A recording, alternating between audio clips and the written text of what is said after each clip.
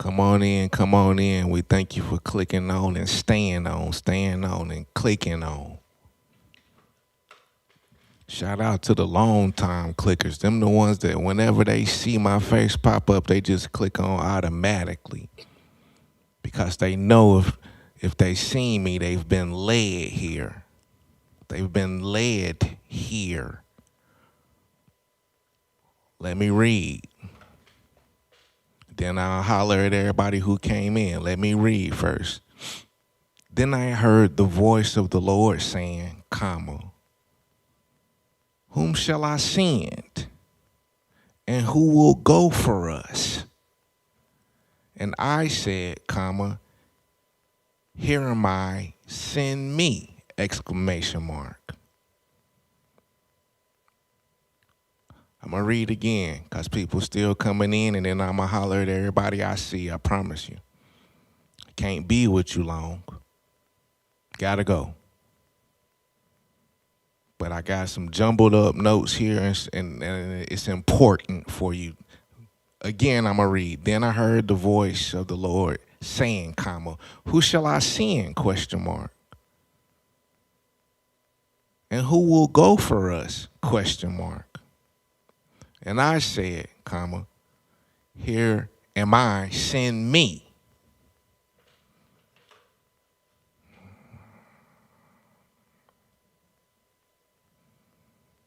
Shout out Miss Joy, shout out Quan. Shout out a Divine Blessing, long time no see, that's a big click. Shout out Creative Direction, shout out High Play. What people having to find out right now, and it's shocking to people, or maybe not even shocking, but people thinking that you here because you want to be when you really here because you was sent here. When they see you operating and doing what you doing, they not knowing, if I had it my way, my life would have been a different direction, but I was sent on this job. I was sent on this assignment. I was sent to this family. I was sent to this restaurant. I was sent to that car accident. I was sent into that friend circle to do something. I was sent there. And so when you see me, don't always think I was just hunky-dory wanting to come out and do this today. Sometimes we're here because we were sent.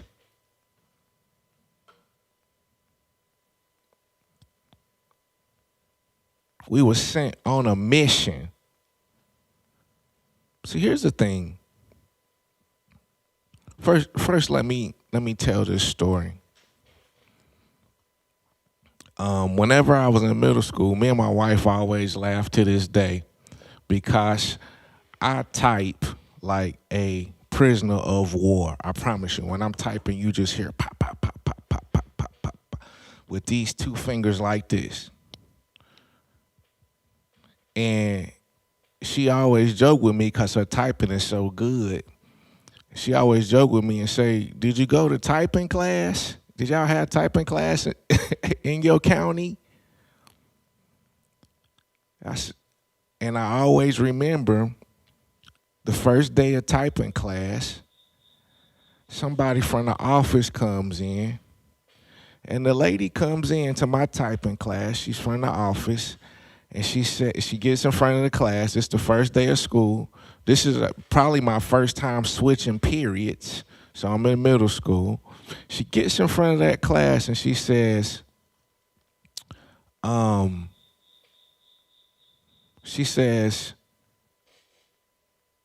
we normally do this and pull somebody from this. And by the time she could even get the sentence out her mouth for what she was about to say, I shoot my hand up and I say, I'll do it.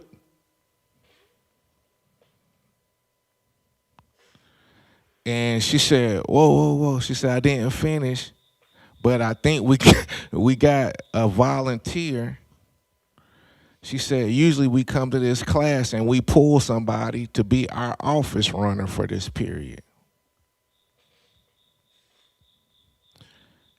And she said, this guy right here shot his hand up so quick, we got to choose him. And so when I shot my hand up as that volunteer, every day in this particular period, second period, I would go to all of the 7th grade classes that was happening at that time, and I would pick up attendance. And I would help the office staff go get people. If their mama came to pick them up, I would just be the assistant for the office during that time. And the reason I tell that story is because for some of you guys, especially some of you guys on this page, in the spirit realm, you said, I'll do it. You didn't know when you took that opportunity. You didn't know when you said, okay, I'm gonna be the first one in my family to get a house. I'm gonna be the first one to get an education. I'm gonna be the first one to make sure my marriage don't end in divorce. I'm gonna be the first one to. You didn't know whenever your spirit leaped and said, ooh, I heard that and I gotta be the first one in my family to do that. You were standing up for an assignment.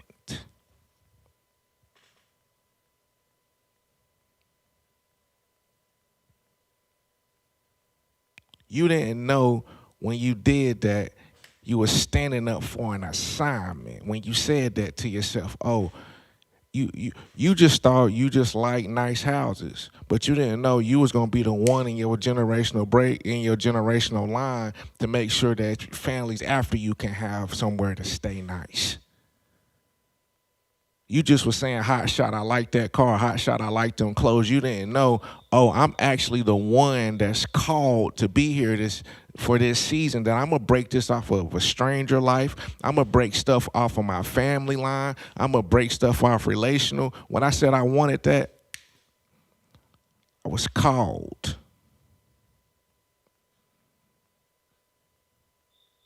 And every day, whether I wanted to or not, whether I had on the right clothes or not, whether I thought I was looking good or not, I had to go to all these classrooms and stand before people. And that's the thing.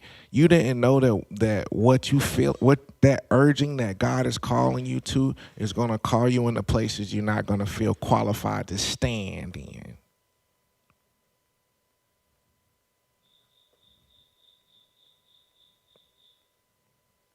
You ain't know when you volunteered for that you was going to have to be subordinate to a mentor that you didn't quite get, or you didn't know that. I'm just standing up for the assignment that I feel like I was called to do. Am I helping somebody? I didn't know it came. See, people didn't know. People see how you handling things, and the whole time in your head you say, yeah, I wanted that, but I didn't know it came with that. I didn't know if I took that opportunity that day, I'd never learn how to type correctly. I took a wound for standing up. Man, somebody's gonna get this today, and it's gonna change their life. So what do you have to do to be sent? What does being sent require? I'm going to give you some S's. First S is you have to be subordinate.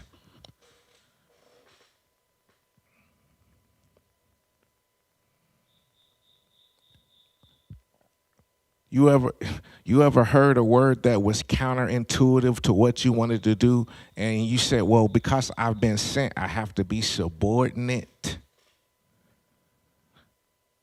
See, I didn't know when I volunteered to work in the office that I got to work alongside with the secretary, and she mean. I just felt like I was called and I was chosen and I was sent. I ain't know I had to deal with this lady who was mean as a rattlesnake.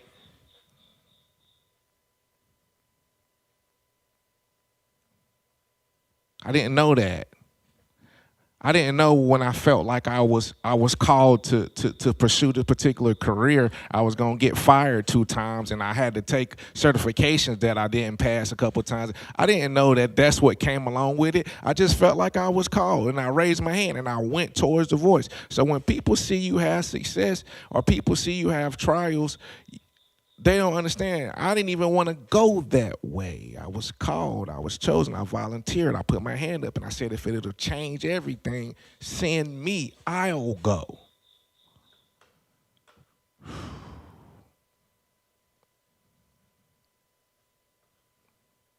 Got to be subordinate to the will of God.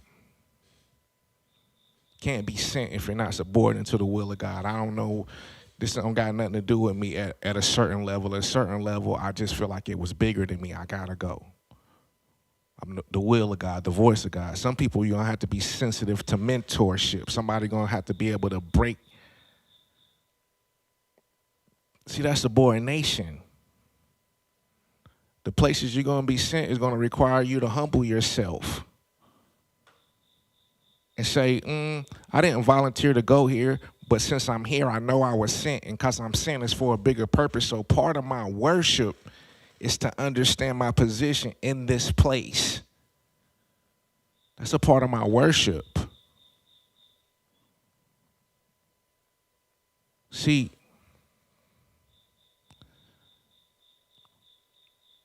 I don't always want to stream, y'all. But it's a part of my worship. Here I am, seeing me. Seem like when I look around, that's what you got to think about when David had to fight Goliath. He said, when I look around, I'm the only one that can go. I'm the one with the skills. Don't matter what people say. When I looked around in my family, I'm the only one that can do it. I looked in my friend group. I'm the only one can go. All right, hold on. Stay with me, y'all. It requires you to be sensitive. I got to be sensitive, because if you're not sensitive, you're going to be listening to your own word. Especially as visionaries. Especially as visionaries, we get so much word that we'll actually tune out God. So that requires sensitivity. That requires I'm not only subordinate, I'm sensitive to the urgings, because sometimes when God is moving, he'll soften his voice to bring us closer. You ever said to yourself, where is God in this?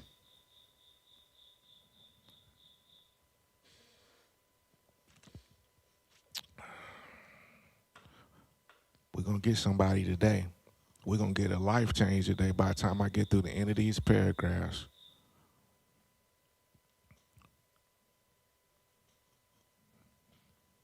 To be sent requires sacrifice. Number one, you're not going to always want to go. Number two, you're not going to always feel prepared. Number three, you're not going to always feel qualified. When the first day I was on my little school job, and they say, okay, go to this class, and bring this back. I'm like, man, I just came to this school. I don't even know where these rooms are. I don't feel prepared. But then week 2 come and I hit my route. Then week 3 come and I hit my route. Then it got to the point where I was coordinating my outfit with the classes I knew I had to hit. Yeah, I wasn't prepared when I first came, but now that I'm here, I understand what's going on. I was sent. God. See, some of y'all don't give God enough credit for him knowing who you can be.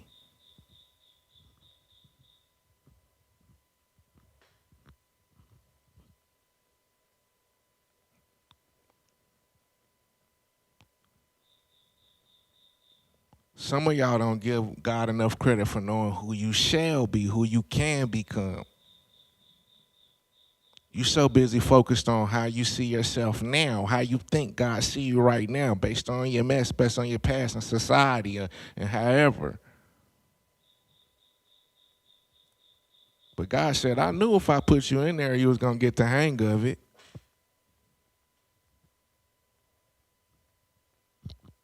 I knew once I put you over there, you was going to get the hang of it. I sent you. I knew you was qualified.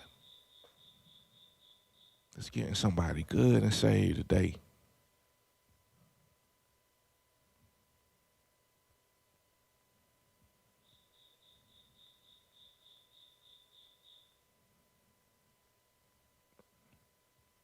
Here's another thing about it.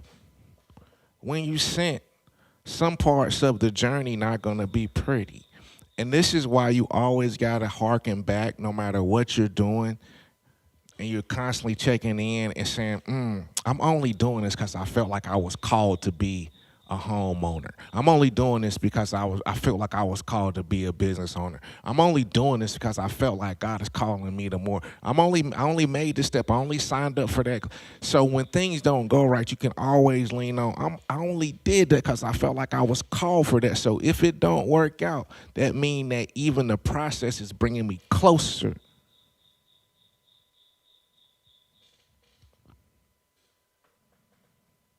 I'm only here because I felt like I was called here. It was important to a lot of people that I be in place. But here's the thing about this relationship, and this is the thing and this is where we're going to leave. Relationships have perks. When God is sending you, he's sending you because you guys have a relationship.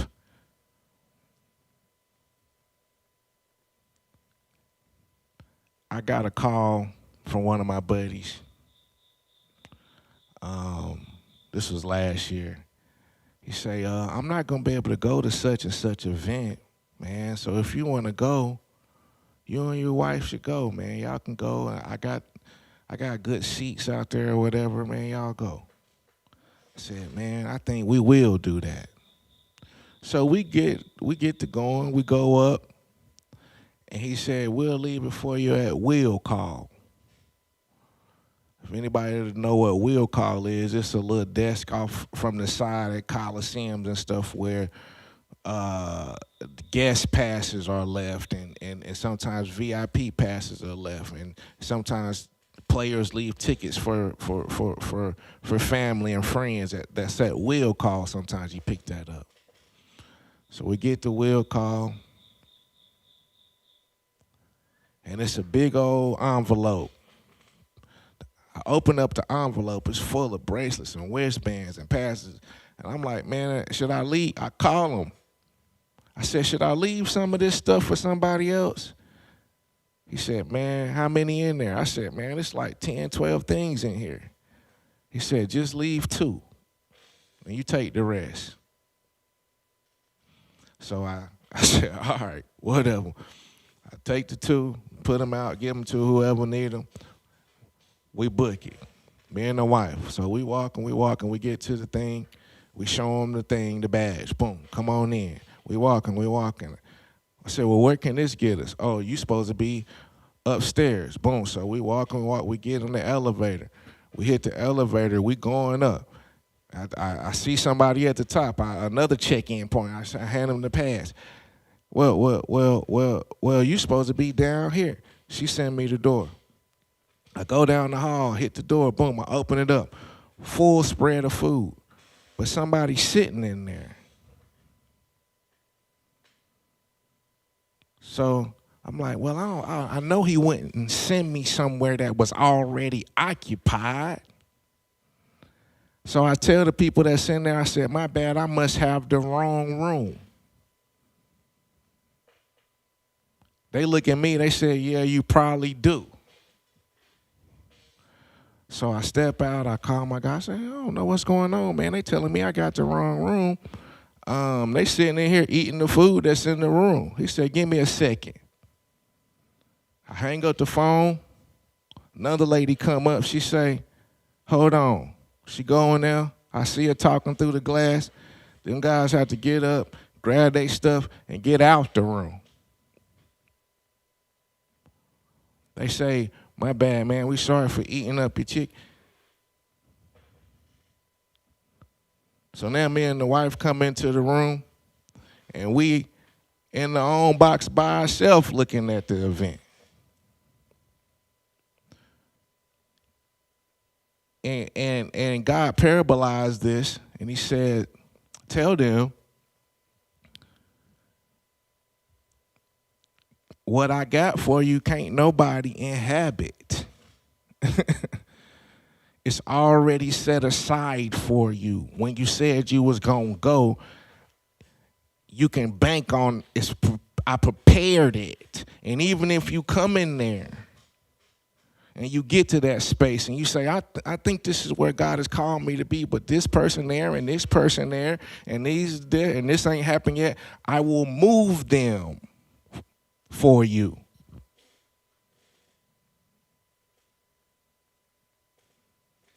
And what people having to see is, man, somebody sent me over here. I'm looking to my left side. I see a box full of people that I knew from school. Looking to the right side, I see the announcers. And I'm like, well, what I'm doing here? I was sent here.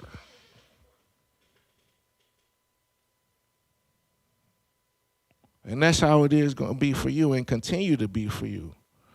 So when people see you, you gotta tell them, don't think it's strange. I know you didn't expect to see me here based on the last time you seen me or what you think you know about me, but I was sent here.